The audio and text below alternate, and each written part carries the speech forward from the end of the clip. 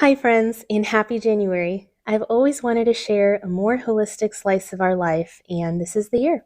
Now, you won't see perfection or aesthetics here, but what you will see is imperfection.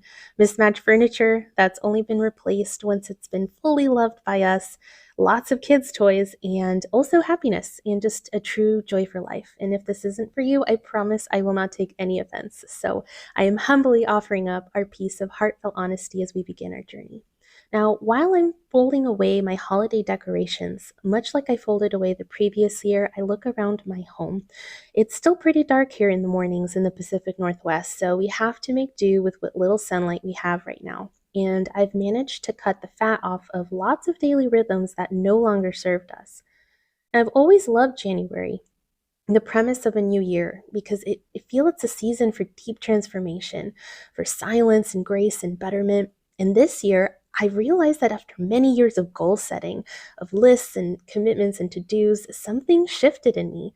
I've always been a more is more person, allowing my worth to be measured by my productivity. And I started feeling like I was living a life marked by exhaustion and competition. So, to achieve this elusive and ethereal slowness, I have started with saying no a lot. And if it isn't directly tied to my purpose in life, if it doesn't add meaning to it, or if it doesn't amplify what I already love, I'm going to say no. And I'm going to say no because it will make space for yes.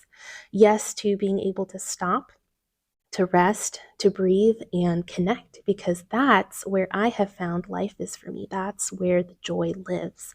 So I'm excited for this year to unfold as I shift from goal setting to growth setting, as I take my memory keeping at my own pace, and as I reconnect with my love of reading. This month I read The Second Chance Year, a fun and modern take on Groundhog Day. This really took me by surprise. I felt it was really well done and very cute.